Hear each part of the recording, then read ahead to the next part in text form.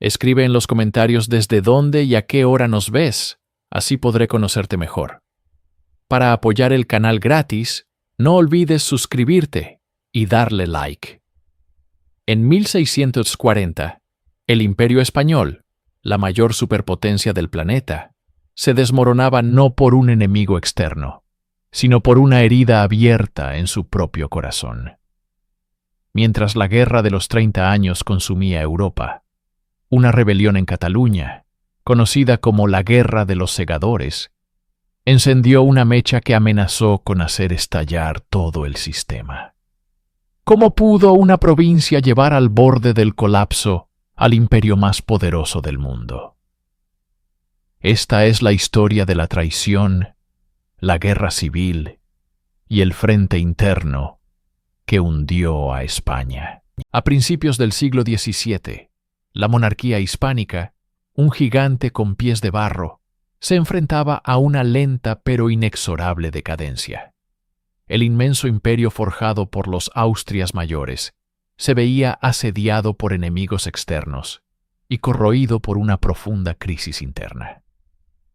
En este escenario de incertidumbre, emergió una figura destinada a cambiar el curso de la historia: Gaspar de Guzmán y Pimentel, el conde duque de Olivares.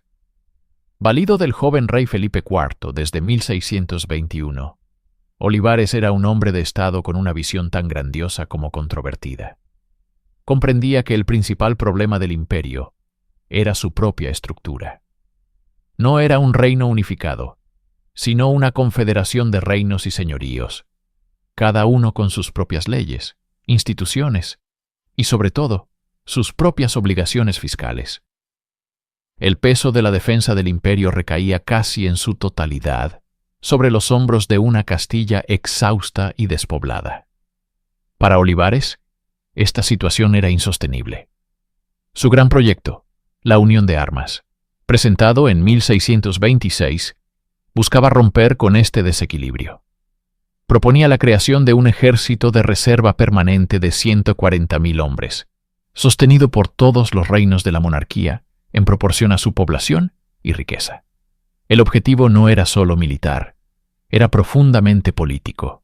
Buscaba castellanizar los reinos, unificar las leyes y el poder bajo un modelo centralizado, haciendo del rey de España un verdadero rey de España, y no solo un rey de Castilla, Aragón, Portugal y otros territorios.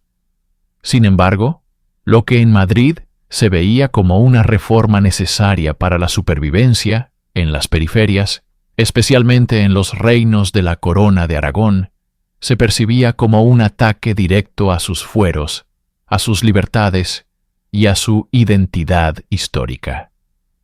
La Unión de Armas no era solo una leva de soldados, era el primer paso hacia la demolición de un pacto secular entre el rey y sus reinos. La semilla del conflicto estaba sembrada. Mientras el conde duque de Olivares intentaba reformar la estructura interna de la monarquía, los tambores de guerra resonaban con una fuerza atronadora por toda Europa.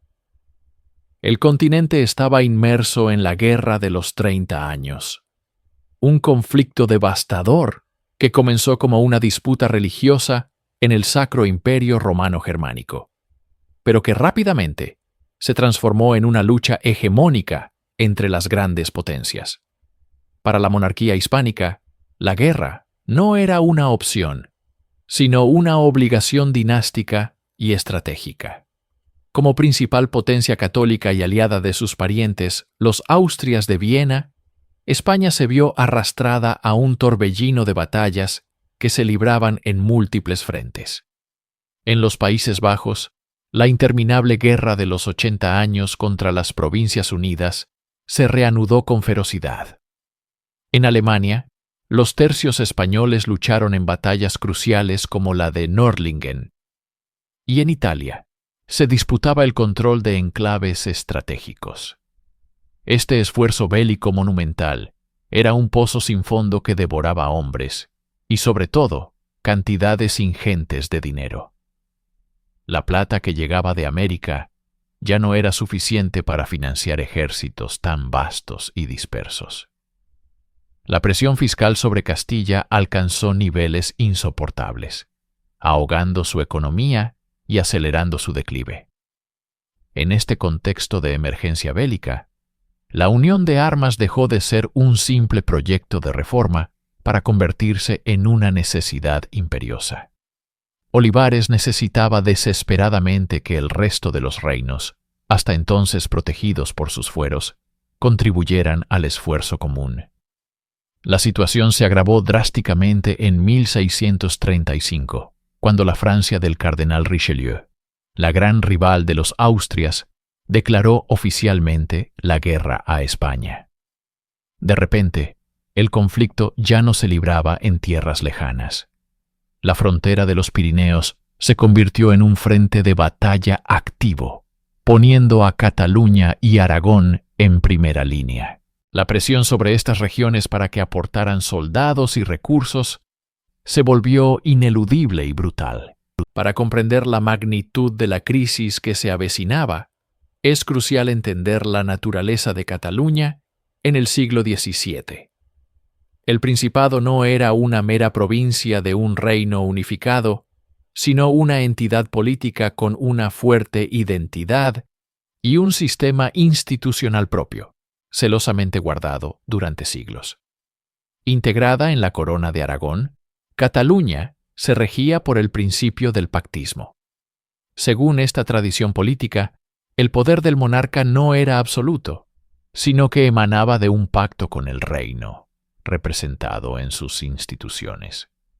La autoridad del rey estaba limitada por un complejo entramado de leyes, privilegios y libertades conocidas como usatges y constitucions, comúnmente denominados fueros. La institución clave de este sistema eran las Cortes catalanas, la asamblea de los tres brazos o estamentos, eclesiástico, nobiliario y real, que era la única con potestad para legislar y aprobar nuevos impuestos, los llamados donativos. El rey no podía imponer tributos unilateralmente. Debía solicitarlos y negociarlos con las Cortes, a cambio del respeto y la reparación de cualquier agravio cometido contra los fueros. Para vigilar el cumplimiento de estos pactos, existía la Diputación del General, o Generalitat, un organismo permanente que actuaba como guardián de las constituciones catalanas y gestionaba la recaudación de los impuestos aprobados en las Cortes. Este modelo chocaba frontalmente con la visión autoritaria y centralista del conde-duque de Olivares. Desde la perspectiva de Madrid, los fueros catalanes eran un anacronismo, un obstáculo intolerable que impedía al rey disponer libremente de los recursos de su propio territorio para la defensa común. Para los catalanes, sin embargo, sus constituciones no eran un privilegio, sino la esencia de su existencia política, el baluarte que protegía sus libertades frente a las ambiciones de la monarquía. Cualquier intento de vulnerar este ordenamiento jurídico no sería visto como una simple medida fiscal o militar, sino como un acto de tiranía y la ruptura de un juramento sagrado. La declaración de guerra de Francia en 1635 transformó el mapa estratégico de la península. La frontera pirenaica, antes una retaguardia tranquila, se convirtió en un frente activo y vulnerable. Para Olivares, esta amenaza era también una oportunidad.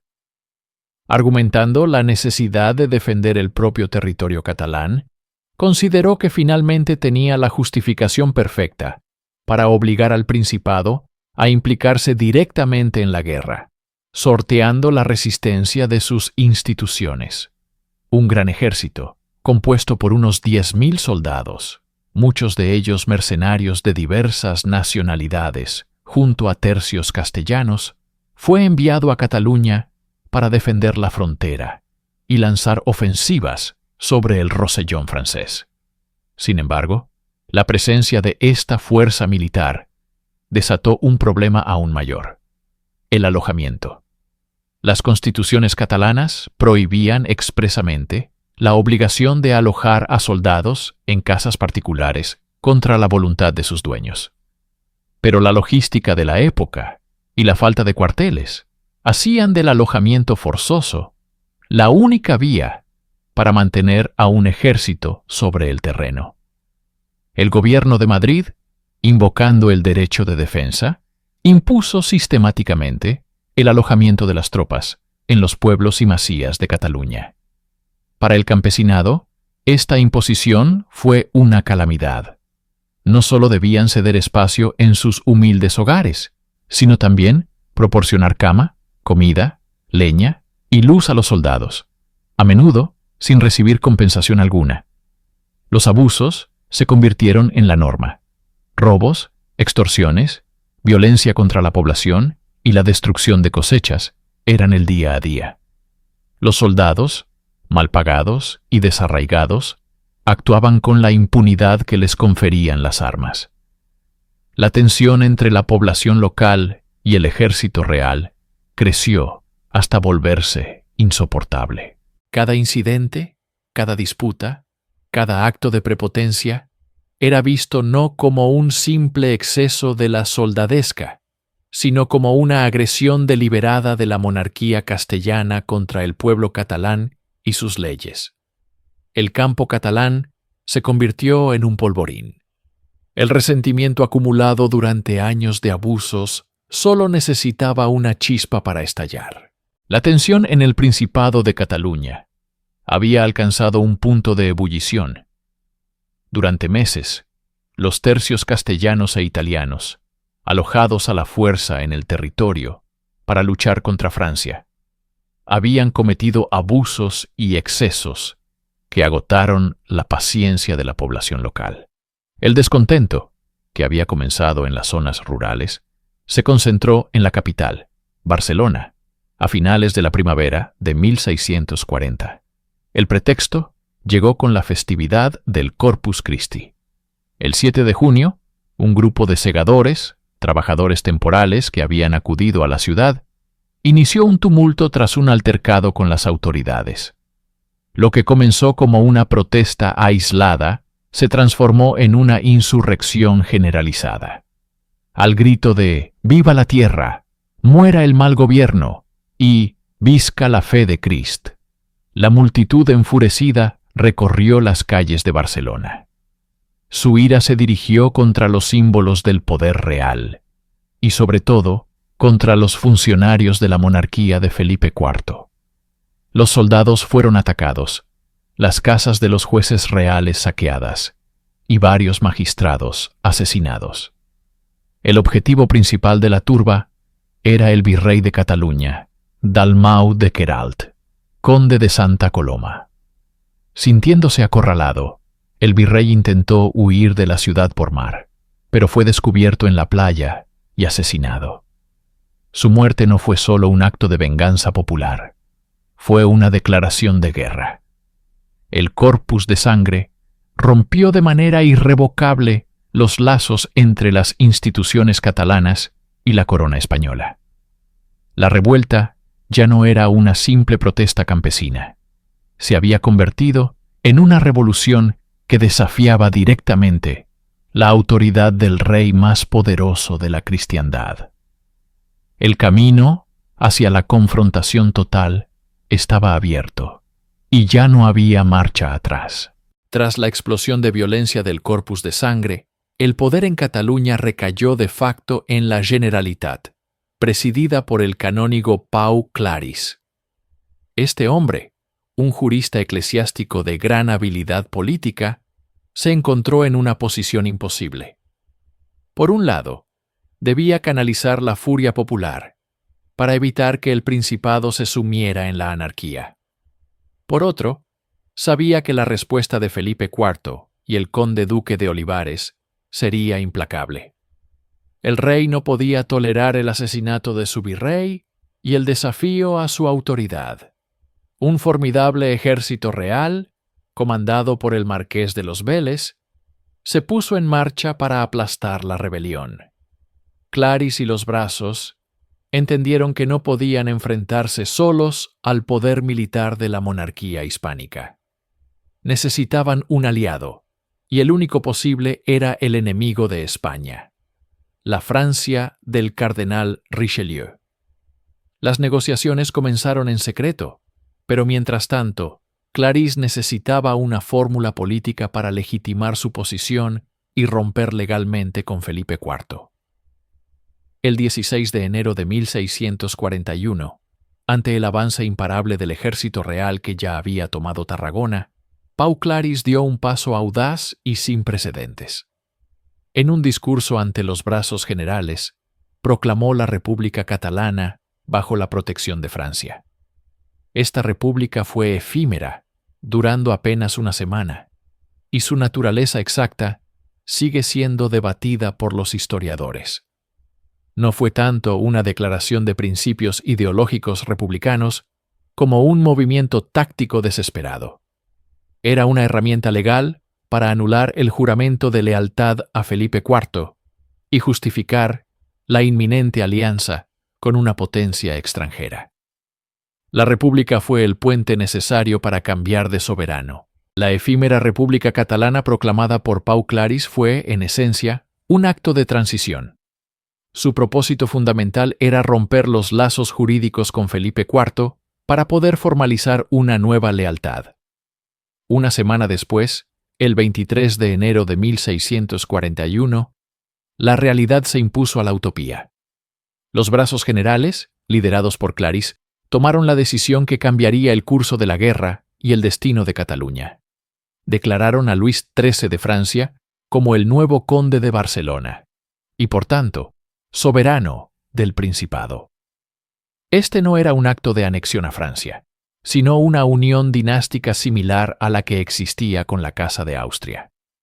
Cataluña conservaría sus constituciones, sus instituciones y sus libertades, pero ahora bajo la protección y soberanía del rey francés. Para el cardenal Richelieu, primer ministro de Luis XIII, esta era una oportunidad de oro. La revuelta catalana abría un nuevo frente en el corazón de la península ibérica, distrayendo recursos y tropas españolas de otros teatros de la Guerra de los 30 años, en Flandes, Italia y Alemania. Francia no actuaba por simpatía hacia la causa catalana, sino por puro cálculo geopolítico. Para Cataluña, la alianza era una cuestión de supervivencia. Sin el apoyo militar francés, el ejército del Marqués de los Vélez, que avanzaba sin piedad desde el sur, habría aplastado la rebelión en cuestión de semanas. El pacto implicaba la llegada inmediata de tropas y suministros franceses para organizar la defensa de Barcelona. Sin embargo, este acuerdo tenía un coste muy alto. Cataluña había saltado de la sartén para caer en el fuego, cambiando un monarca autoritario por otro igualmente poderoso, y con sus propios intereses. El Principado se convirtió en el campo de batalla de las dos grandes potencias europeas, un peón en un juego mucho más grande. La tinta del pacto con Francia apenas se había secado cuando el ejército de Felipe IV, al mando del Marqués de los Vélez, llegó a las puertas de Barcelona. El 26 de enero de 1641, apenas 3 días después de que Luis XIII fuera proclamado conde de Barcelona, se libró la batalla que decidiría el futuro inmediato de la revuelta. El ejército real, compuesto por unos 23.000 hombres, era una fuerza formidable, curtida en las guerras de Europa. Su plan era tomar la colina de Montjuïc, una posición estratégica que dominaba la ciudad y su puerto. Desde allí, podrían bombardear Barcelona hasta su rendición. La defensa de la colina recayó en una fuerza heterogénea. Estaba compuesta por las milicias urbanas de Barcelona, conocidas como la Coronela, algunos campesinos armados y, crucialmente, las primeras tropas francesas que habían llegado al Principado, lideradas por Philippe de la Motte-Houdancourt. Aunque superados en número y experiencia, Los defensores tenían la ventaja del terreno y luchaban por la supervivencia de su ciudad. El asalto de los tercios españoles fue feroz. Lanzaron varios ataques contra las fortificaciones improvisadas en la cima de la colina, pero fueron repelidos una y otra vez por el fuego de la artillería y la decidida resistencia de los catalanes y franceses. La coordinación entre las milicias y los soldados profesionales franceses resultó sorprendentemente eficaz. Al final del día, el ejército del Marqués de los Vélez, desmoralizado por las altas bajas y la inesperada tenacidad de la defensa, se vio obligado a retirarse. La batalla de Montjuïc fue mucho más que una simple victoria militar. Fue un triunfo simbólico que galvanizó la moral de los rebeldes y demostró que la resistencia era posible. Consolidó la alianza franco-catalana y obligó a Felipe IV a aceptar que la reconquista de Cataluña no sería una campaña rápida, sino una guerra larga, costosa y sangrienta. La revuelta inicial, nacida del furor campesino y la indignación urbana, se transformó rápidamente en un conflicto a gran escala, una guerra de desgaste que se prolongaría durante más de una década. La llamada Guerra de los Segadores no sería un levantamiento breve, sino una herida abierta en el costado de la monarquía hispánica. Tras la proclamación de la República Catalana, su líder, Pau Claris, comprendió que el Principado no podría resistir en solitario la embestida del formidable ejército de Felipe IV. La necesidad de un protector poderoso era innegable, y la mirada se volvió hacia el enemigo natural de España, la Francia del cardenal Richelieu. En un giro pragmático y desesperado, las Cortes catalanas acordaron nombrar a Luis XIII de Francia como nuevo conde de Barcelona. Cataluña cambiaba un soberano por otro, esperando preservar sus constituciones y libertades bajo el amparo francés. La primera gran prueba de esta nueva alianza llegó en enero de 1641, en la batalla de Montjuïc. Un ejército catalano-francés logró una victoria decisiva sobre las tropas del Marqués de los Vélez, que se vieron forzadas a retirarse. Esta victoria consolidó la secesión y demostró a Madrid que la recuperación de Cataluña sería una empresa larga y sangrienta. La guerra se estancó en un brutal ir y venir de asedios, escaramuzas y tácticas de tierra quemada. Ciudades como Lérida, Tarragona o Tortosa cambiaron de manos varias veces, sufriendo una devastación inenarrable. La población civil quedó atrapada entre dos fuegos, padeciendo por igual los excesos de las tropas castellanas y de sus supuestos liberadores franceses, quienes pronto empezaron a comportarse más como un ejército de ocupación que como un aliado. La guerra consumía hombres, dinero y recursos a un ritmo vertiginoso, desangrando tanto a Cataluña como a la corona española. Mientras el frente catalán ardía, las ondas de choque del desastre llegaban con toda su fuerza al corazón del poder, el Alcázar de Madrid. Cada derrota militar, cada villa perdida, era un clavo más en el ataúd político del valido del rey, el conde duque de Olivares. Durante más de 20 años, Gaspar de Guzmán había gobernado la monarquía con mano de hierro, impulsando un ambicioso programa de reformas centralizadoras, cuyo máximo exponente, la Unión de Armas, había sido precisamente la mecha que encendió la revuelta catalana. Ahora, su gran proyecto se desmoronaba estrepitosamente, y con él, su poder. La noticia de la humillante derrota en Montjuïc y la proclamación de Luis XIII como soberano de Cataluña fue la gota que colmó el vaso.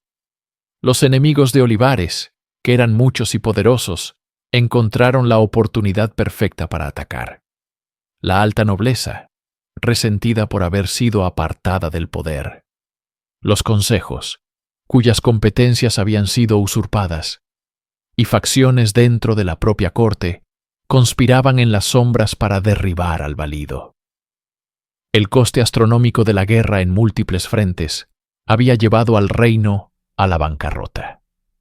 La presión fiscal era insoportable y el descontento popular crecía en toda Castilla.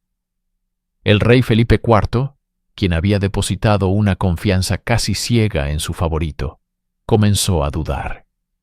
Influenciado por figuras cercanas como la reina Isabel de Borbón y su antigua nodriza, Ana de Guevara, el monarca finalmente se convenció de que Olivares era el responsable de la catástrofe.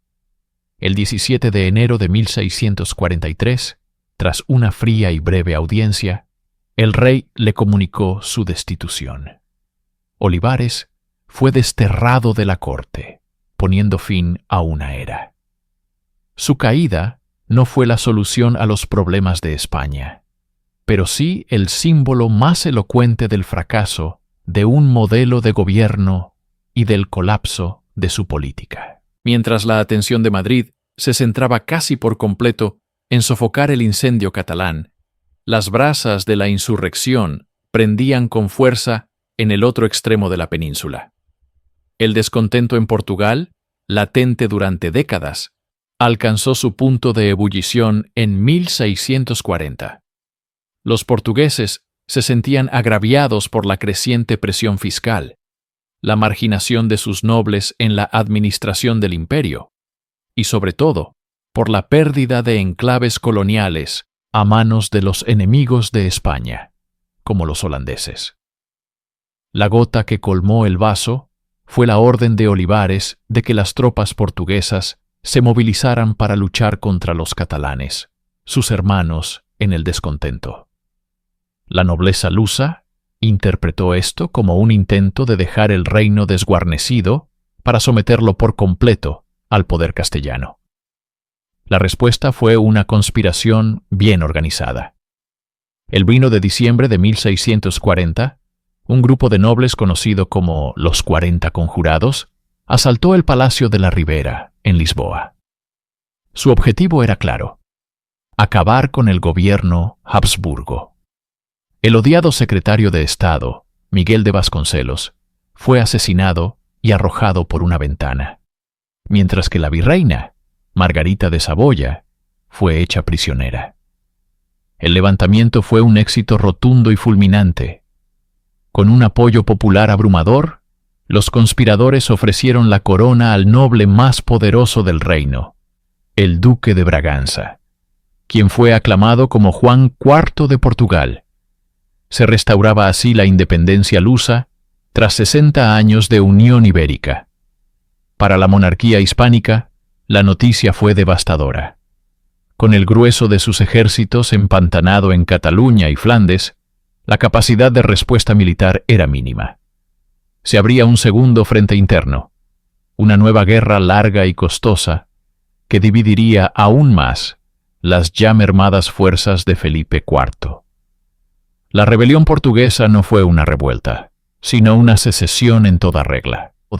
Hacia mediados de la década de 1640, el imperio donde nunca se ponía el sol se asomaba a su noche más oscura. La monarquía hispánica, el gigante geopolítico del siglo anterior, se tambaleaba al borde del colapso total. La situación era un escenario de pesadilla para cualquier gobernante. Una guerra civil de desgaste en Cataluña, la secesión consumada de Portugal que abría un nuevo y sangriento frente occidental, y la interminable guerra de los 30 años en Europa, que seguía desangrando al imperio en Flandes, Alemania e Italia, contra una Francia cada vez más poderosa. La máquina de guerra española, antaño la más temida del mundo, estaba rota y dispersa, combatiendo simultáneamente en demasiados lugares. La crisis no era solo militar, sino profundamente económica y social. La Hacienda Real estaba en bancarrota crónica. Para financiar los conflictos, la corona recurrió a medidas desesperadas. La venta de cargos públicos, el aumento de impuestos asfixiantes y, sobre todo, la manipulación de la moneda de vellón, provocando una inflación galopante que arruinaba a la población y paralizaba el comercio. El corazón del imperio, Castilla, estaba exhausto, demográficamente mermado y económicamente devastado. La caída de Olivares no había sido un remedio mágico. Sus sucesores heredaron una situación ingobernable. El pánico se extendió por los demás reinos, y el ejemplo de Cataluña y Portugal fue una peligrosa inspiración. En 1641 se desarticuló una conspiración nobiliaria en Andalucía, liderada por el duque de Medina Sidonia, que pretendía independizar la región. Poco después, en Aragón, el duque de Híjar también fue arrestado por conspirar contra el rey. Aunque ambos complots fracasaron, demostraban que la lealtad a la corona se resquebrajaba por todas partes. La imagen de una monarquía unida y poderosa se había hecho añicos, revelando una estructura agrietada y a punto de desintegrarse. La alianza con Francia, que había parecido la única salvación para la Generalitat en 1640, pronto reveló su verdadera naturaleza. Luis XIII no era un libertador, sino un conquistador con una agenda propia. La proclamación de Luis como conde de Barcelona fue el primer paso en la absorción de Cataluña en la órbita francesa. El Principado pasó de ser un frente de batalla contra Castilla a un territorio ocupado. El cardenal Richelieu, y tras su muerte, el cardenal Mazarino, no tenían intención de respetar las constituciones catalanas que tanto habían luchado por defender contra Olivares. Se nombró un virrey francés, y el territorio fue administrado por funcionarios galos que veían a los catalanes con desconfianza y superioridad. La guerra continua exigía un flujo constante de recursos, y Francia no dudó en imponer tributos y levas forzosas que resultaron ser tan o más gravosas que las exigidas por la monarquía hispánica. El sueño de una república catalana independiente bajo protección francesa se había desvanecido por completo. La realidad era una ocupación militar. Las tropas francesas, a menudo compuestas por mercenarios, cometían abusos contra la población civil, generando un resentimiento profundo y generalizado. Los campesinos y artesanos que se habían levantado en el Corpus de Sangre ahora veían cómo sus cosechas eran requisadas y sus hogares ocupados por un nuevo ejército extranjero. El desencanto se instaló en el corazón de Cataluña. La promesa de libertad se había transformado en una nueva jaula, y muchos catalanes comenzaron a preguntarse si habían cambiado un mal conocido por otro peor. Este creciente descontento erosionó la unidad de la resistencia y sembró las semillas de futuras divisiones, un factor que la corona española observaba con atención, esperando el momento oportuno para explotarlo. Mientras Cataluña sufría bajo la ocupación francesa, el gran tablero de ajedrez europeo estaba a punto de cambiar drásticamente. En 1648, en las ciudades de Münster y Osnabrück, se firmaron los tratados que pondrían fin a la devastadora guerra de los 30 años. Este conjunto de acuerdos, conocido como la Paz de Westfalia, redefinió el mapa político y religioso del continente, estableciendo el principio de soberanía nacional y poniendo fin a las grandes guerras de religión. Para la monarquía hispánica de Felipe IV, Westfalia fue un golpe y una oportunidad. Por un lado, significó el reconocimiento formal de la independencia de las Provincias Unidas de los Países Bajos, una pérdida dolorosa y costosa tras 80 años de guerra. Sin embargo, por otro lado, la paz en el Sacro Imperio Romano Germánico liberó al Imperio Español de su frente más complejo y sangriento. Las veteranas y temidas tropas de los tercios, que habían estado luchando en Alemania y Flandes, quedaban ahora disponibles. Felipe IV y su corte vieron la luz al final del túnel. Con el frente alemán cerrado, podían concentrar todo su poderío militar y económico en los frentes internos que desangraban al reino, Portugal y, sobre todo, Cataluña. La revuelta catalana, que había prosperado en el contexto de una guerra europea que dividía las fuerzas españolas, se enfrentaba ahora a una nueva y terrible realidad. El ejército que había sometido a Europa se giraba ahora hacia el interior de la península. La Paz de Westfalia, firmada a cientos de kilómetros de distancia por diplomáticos que probablemente apenas pensaban en Barcelona, selló indirectamente el destino del Principado. El equilibrio de poder había cambiado de forma irreversible, y la maquinaria bélica española, ahora liberada, comenzó a moverse lentamente hacia el noreste, con un único y claro objetivo: la reconquista de Cataluña. Justo cuando la Paz de Westfalia otorgaba a España la ventaja estratégica, un terremoto político sacudió a su principal adversario. En el mismo año de 1648, estalló en Francia una serie de guerras civiles conocidas como la Fronda. Lo que comenzó como una revuelta de los magistrados del Parlamento de París contra el poder autoritario del cardenal Mazarino, regente del joven Luis XIV, pronto se convirtió en una compleja y caótica lucha de poder que involucró a la alta nobleza, al pueblo de París y a príncipes de sangre real como el Gran Condé. Durante 5 años, Francia se sumió en el caos. Las alianzas cambiaban constantemente. Los ejércitos marchaban y contramarchaban por el territorio francés, y la autoridad de la corona pendía de un hilo.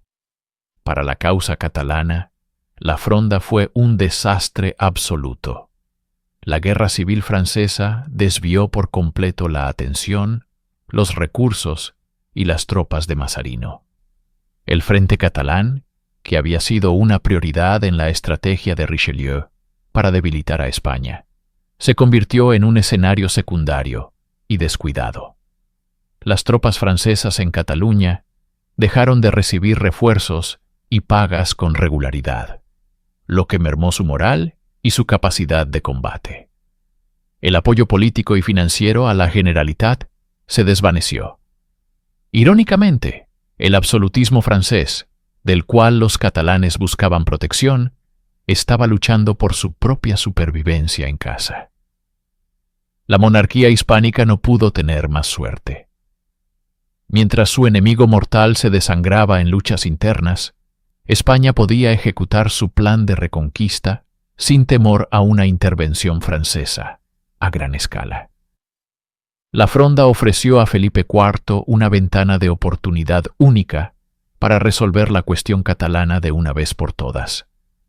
El protector se había convertido en un gigante herido e impotente, y el Principado de Cataluña quedaba cada vez más aislado, atrapado entre un aliado ausente y un enemigo que recuperaba fuerzas día a día. El año 1651 marcó el comienzo del fin. Con el frente europeo pacificado y Francia paralizada por la Fronda, Felipe IV ordenó la ofensiva final. Un formidable ejército español, compuesto por más de 20.000 hombres y comandado por su hijo bastardo, don Juan José de Austria, avanzó implacablemente por tierras catalanas, recuperando ciudades y fortalezas. El objetivo final era la capital, el corazón de la revuelta, Barcelona. En julio de 1651, las fuerzas españolas pusieron sitio a la ciudad. Barcelona, sin embargo, no era una presa fácil. Estaba defendida por murallas formidables y por una población que, a pesar del desencanto con los franceses y los años de guerra, estaba decidida a resistir.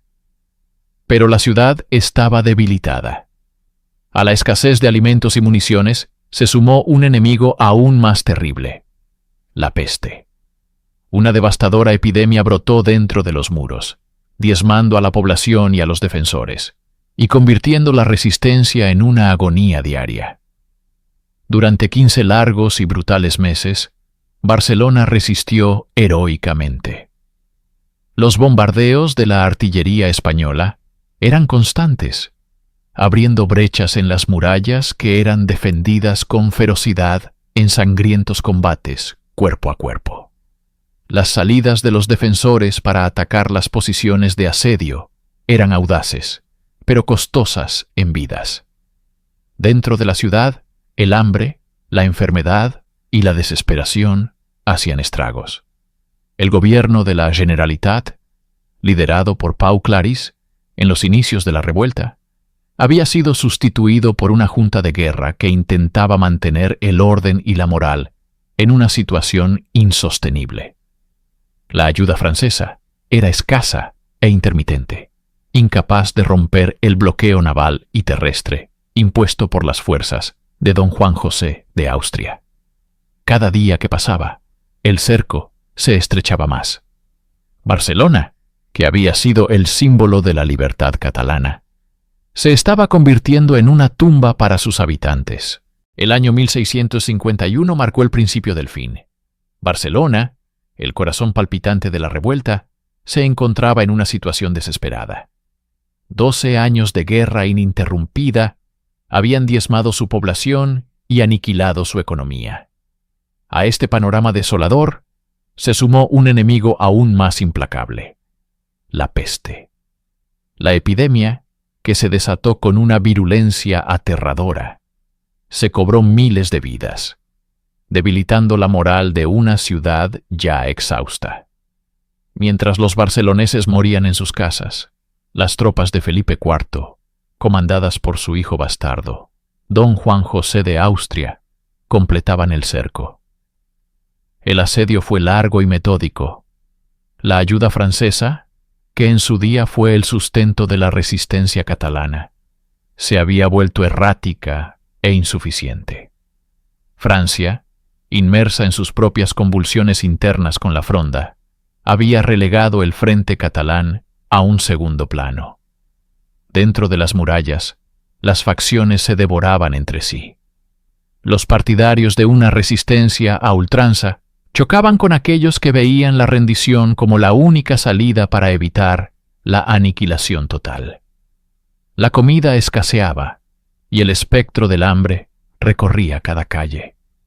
Finalmente, tras 15 meses de asedio, y con la ciudad al límite de sus fuerzas, las autoridades catalanas, lideradas por el Consell de Cent, iniciaron las negociaciones. El 11 de octubre de 1652 se firmó la capitulación. Don Juan José de Austria, mostrando una notable inteligencia política, ofreció unos términos relativamente generosos. Se concedía un perdón general, se respetaban la mayoría de los fueros y privilegios de la ciudad, aunque con modificaciones sustanciales, y se permitía la salida de las tropas francesas y de aquellos catalanes que no quisieran someterse a la autoridad de Felipe IV. 2 días después, las tropas españolas entraban en una Barcelona fantasmagórica, poniendo fin a la guerra de los segadores y a un sueño de independencia que se había convertido en una pesadilla. Con la caída de Barcelona, se abrió un capítulo incierto para Cataluña. La política de la monarquía hispánica, orquestada por Felipe IV y ejecutada por don Juan José de Austria, fue una calculada mezcla de clemencia y firmeza. El rey comprendía que una represión brutal y generalizada solo sembraría las semillas de una futura rebelión. Por ello, el pilar de su estrategia fue el perdón general prometido en la capitulación. La mayoría de los catalanes que habían participado en la revuelta fueron indultados, permitiendo una lenta y difícil vuelta a la normalidad para la población común. Sin embargo, este perdón no fue absoluto. La corona se reservó el derecho de castigar a los considerados cabecillas principales de la insurrección. Una lista de excepciones al perdón fue elaborada, y aquellos líderes que no lograron exiliarse, como Josep Margarit Prieme de Viure, enfrentaron la confiscación de sus bienes y, en algunos casos, la pena capital. Se trató de una represión selectiva, diseñada para decapitar cualquier futuro liderazgo insurgente, sin alienar al conjunto de la sociedad. Políticamente, se procedió a una reestructuración del poder, aunque se mantuvieron formalmente las Cortes y la Generalitat. Sus atribuciones fueron limitadas, y su convocatoria, controlada férreamente por el nuevo lugarteniente real. Se reformó el sistema de elección de los Consellers de Barcelona, para asegurar que los cargos fueran ocupados por individuos leales a la monarquía. La Real Audiencia, el principal órgano de justicia real, vio reforzado su poder como contrapeso a las instituciones catalanas. En esencia, se buscaba un equilibrio: respetar la estructura foral de Cataluña para evitar un rechazo frontal, pero asegurando al mismo tiempo que el poder último residiera, sin ambigüedades, en Madrid. Era una paz impuesta, una normalización vigilada que dejaba heridas abiertas bajo una superficie de aparente reconciliación. La rendición de Barcelona en 1652 no significó el fin de la guerra entre España y Francia. El conflicto, que había sido el catalizador de la revuelta catalana, continuó durante 7 años más, con el territorio al norte de los Pirineos como principal escenario de operaciones.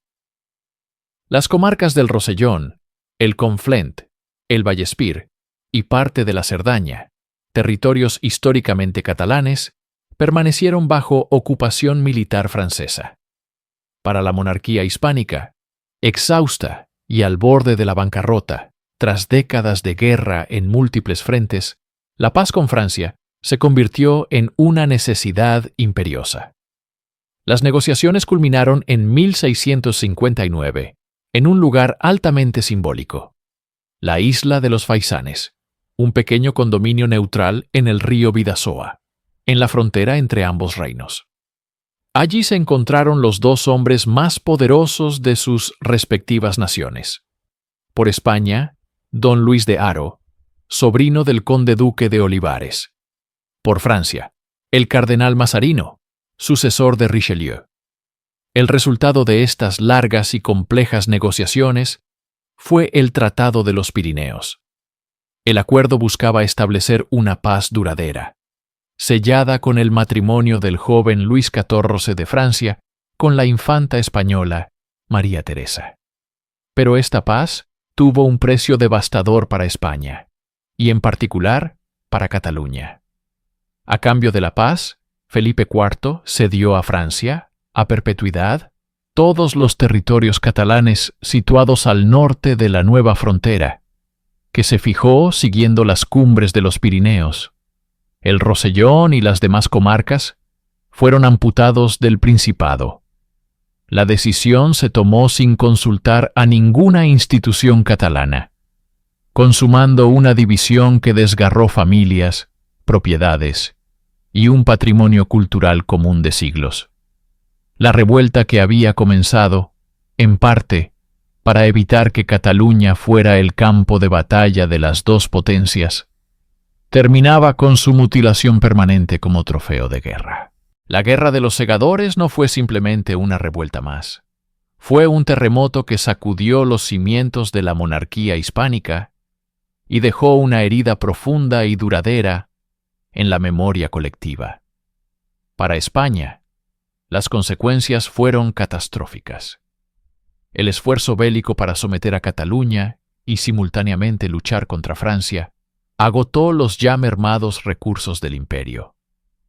Esta dispersión de fuerzas fue un factor clave que permitió a Portugal consolidar su propia rebelión, iniciada en 1640, y asegurar su independencia definitiva.